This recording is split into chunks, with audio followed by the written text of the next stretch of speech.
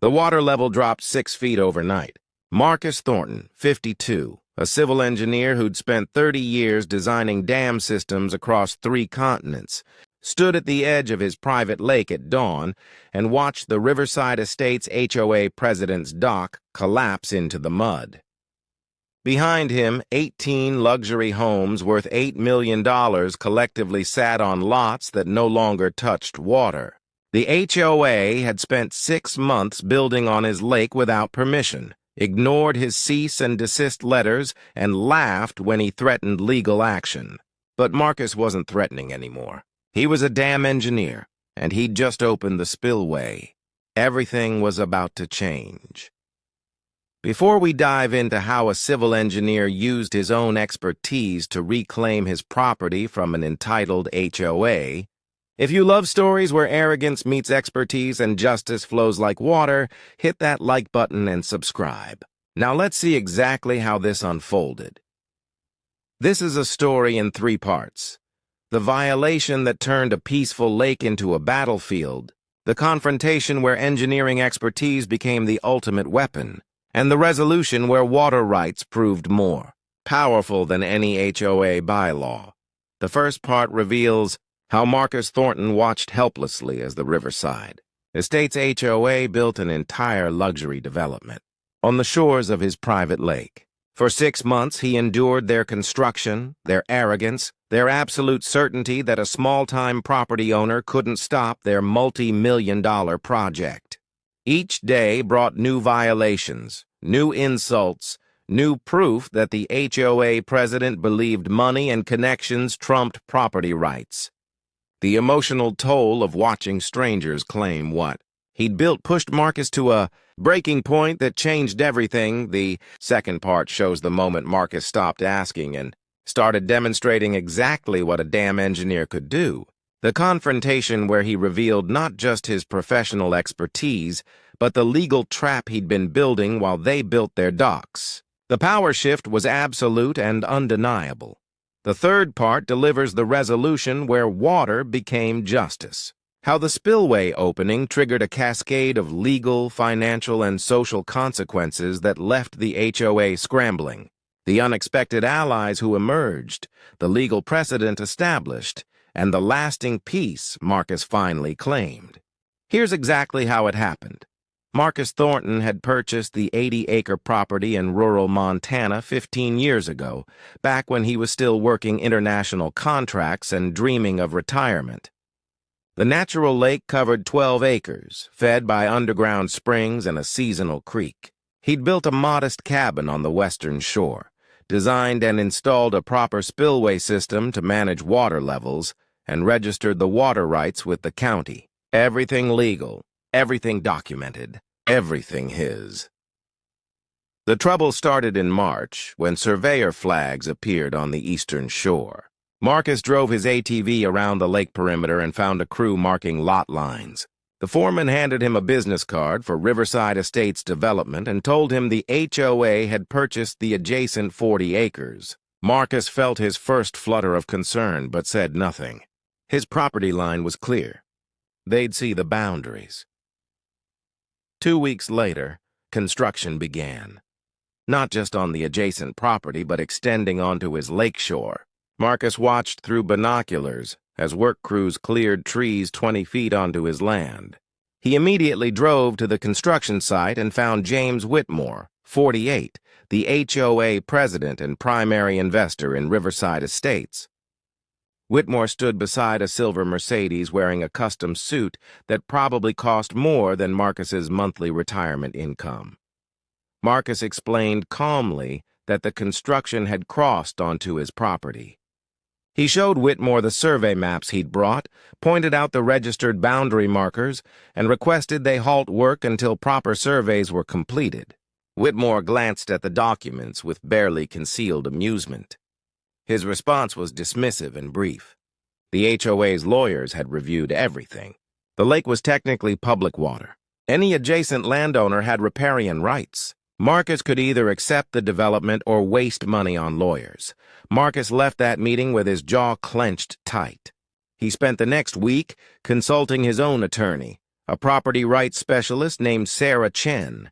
Her assessment was frustrating but honest. Montana water law was complex. While Marcus owned the land and had registered water rights, the HOA's argument about riparian access had some legal gray area. A lawsuit would be expensive and take years. Sarah recommended certified letters, cease and desist orders, and documentation of every violation. By May, Riverside Estates had poured foundations for 18 luxury homes. Every single foundation sat partially on Marcus's property.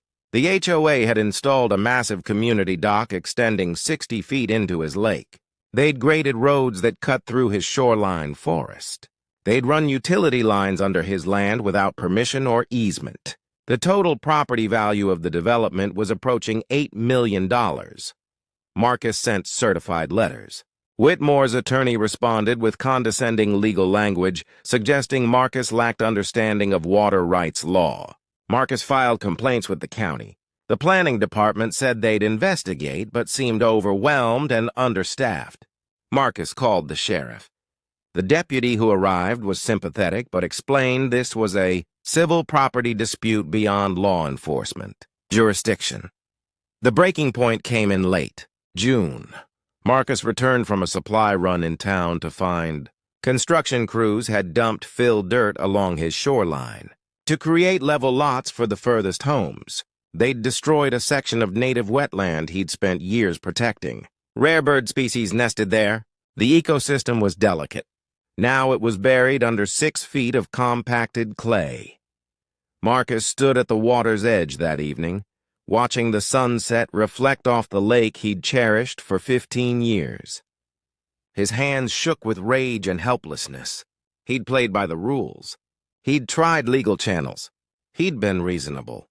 And the HOA had treated him like an insignificant obstacle to be bulldozed along with his property. That night, Marcus pulled out his professional engineering files, specifically his original Spillway designs, and for the first time in 6 months, he smiled. The Spillway Marcus had designed 15 years ago was a masterpiece of controlled water management.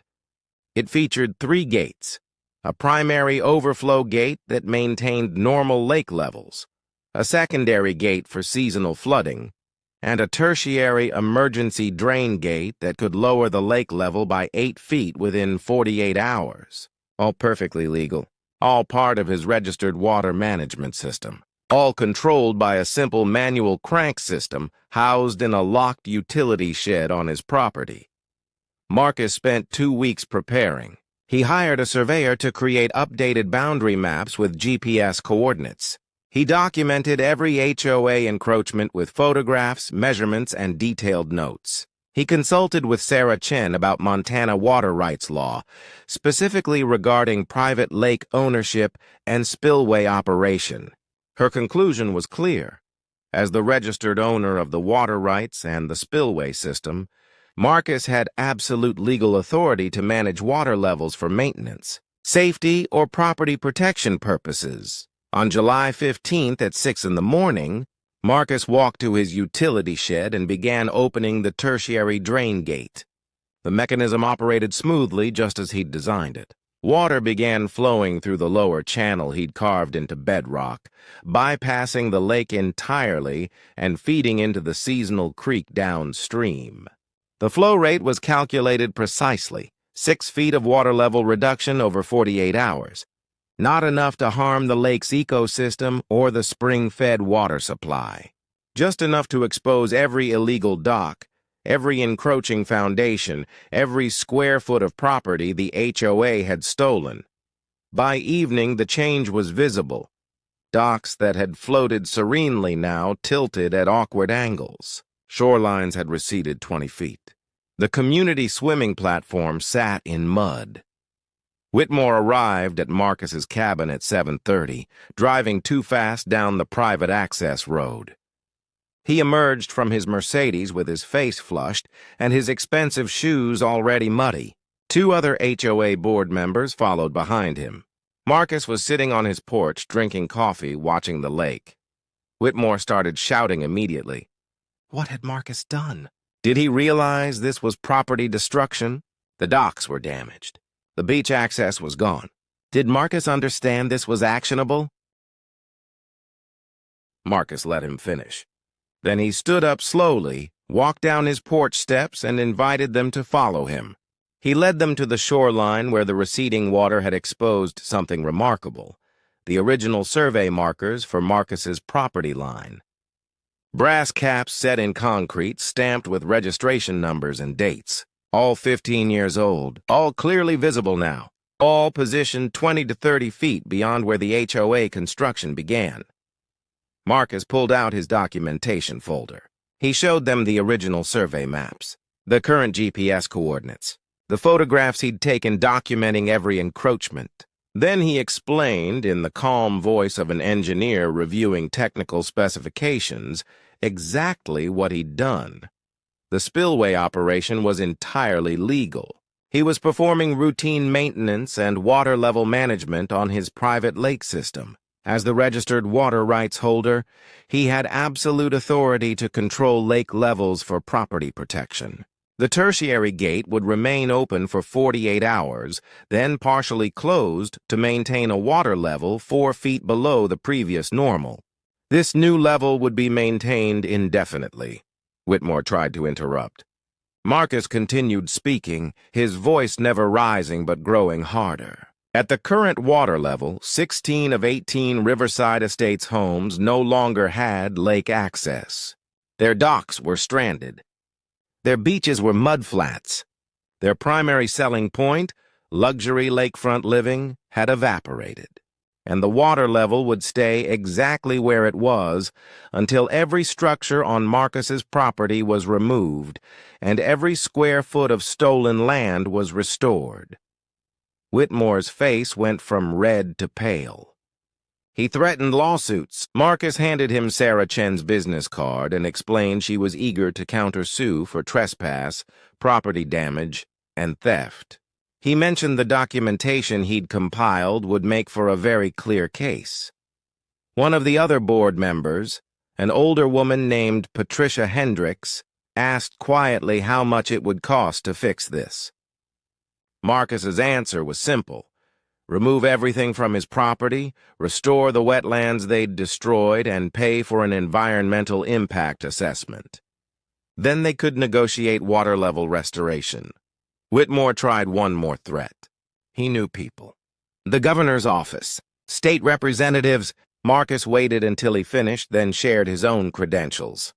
30 years as a civil engineer, projects in 14 countries. Expert witness testimony in 4 major water rights cases, professional relationship with Montana's Department of Natural Resources. If Whitmore wanted to make this a legal battle about water management, Marcus welcomed the opportunity. The HOA delegation left without another word. Marcus returned to his porch and watched the water continue its slow, steady recession. Behind him, the spillway flowed with perfect consistency. The next 48 hours were chaos for Riverside Estates. Homeowners who'd purchased properties expecting lakefront luxury found themselves owning expensive lots beside a mudflat. Several threatened to sue the HOA. One hired a lawyer that same day. The community Facebook group exploded with angry posts. Property values were cratering before the homes were even completed. Whitmore tried going over Marcus's head. He contacted the county planning department demanding they force Marcus to restore water levels. The county engineer reviewed Marcus's spillway operation permit and water rights documentation and concluded Marcus was operating within his legal authority. Whitmore called the Montana Department of Natural Resources. They sent an inspector who spent 3 hours examining the spillway system, reviewing Marcus's engineering credentials, and checking the environmental impact. The inspector's report concluded the operation was professionally executed and environmentally sound. On day 3, Patricia Hendricks returned to Marcus's cabin alone.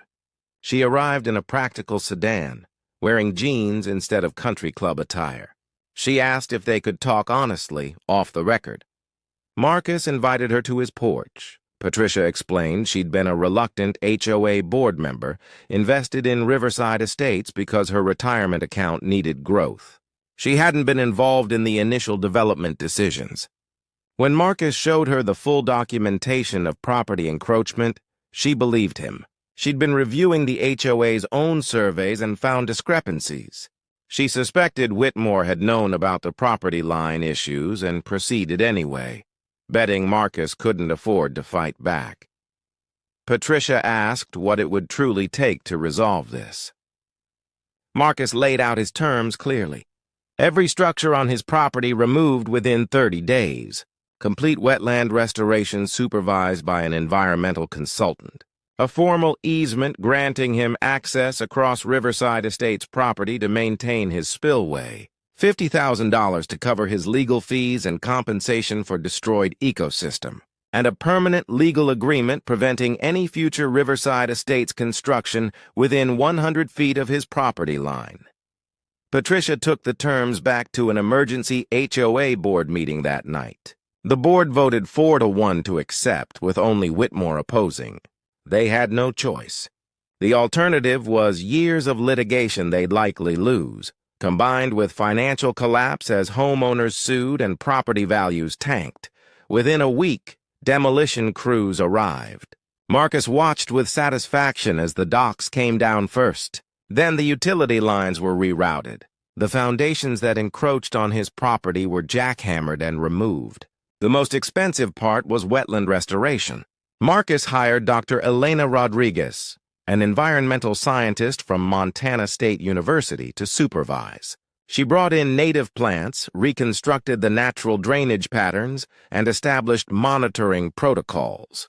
The process took 6 weeks and cost the HOA an additional $70,000 beyond the settlement. Whitmore resigned from the HOA board in August, reportedly after several homeowners threatened him with personal lawsuits for misrepresentation. Marcus heard through Patricia that he'd moved to Idaho. The remaining board members renegotiated with Marcus about partial water level restoration. Marcus agreed to close the tertiary gate and return the lake to within 2 feet of its original level, enough for limited dock access for the 12 homes that remained within legal boundaries. 6 of the original 18 homes were never completed, and the lots were sold at significant losses. By October, Marcus's lake had returned to peace. The wetland area was recovering beautifully, with several bird species returning for fall migration. Dr. Rodriguez published a paper about the restoration project that became a case study in property rights and environmental protection. Patricia Hendricks, who'd proven herself honest throughout the process, occasionally visited Marcus for coffee. She'd been elected new HOA president and was rebuilding Riverside Estates with a focus on transparency and legal compliance. Marcus stood at his shoreline one evening in late autumn, watching the sunset reflect across water that once again belonged entirely to him. The lake level was stable, maintained at the perfect elevation by his professionally designed spillway system. The legal settlement had been filed with the county, creating permanent protections for his property. His attorney, Sarah Chen, had called it a landmark water rights case that would be cited for years. A great blue heron landed in the restored wetland, exactly where the HOA's filled dirt had once buried the ecosystem. Marcus watched the bird settle into the shallow water, hunting for its evening meal in a habitat that had been saved because one engineer refused to let entitled developers steal what he'd built. Marcus had learned something profound through this experience. Justice didn't always come from courtrooms or lawyers. Sometimes it came from knowing your rights, understanding your resources, and having the expertise to leverage both. The HOA had believed their money and connections made them untouchable. They'd never considered that the quiet engineer they were stealing from had spent 3 decades learning exactly how to control water, the most powerful force in property development. As darkness fell over the lake, Marcus smiled. The spillway hummed quietly in the distance, a reminder that he'd built his defenses long before the battle began. and as he turned back toward his cabin, he felt something he hadn't experienced in months: complete and absolute peace. Across the country in Savannah, Georgia, retired maritime lawyer Catherine Devane was reading her neighborhood newsletter when she noticed the new HOA board had banned all dock modifications without a $5,000 permit fee. Catherine glanced at the antebellum-era deed to her family's waterfront property, the one that predated the city itself by 30 years, and reached for her phone. The call to her former law firm partners was brief. Some battles required historical precedent. This HOA was about to learn about riparian rights that were 2 centuries old. But that's a story for another time.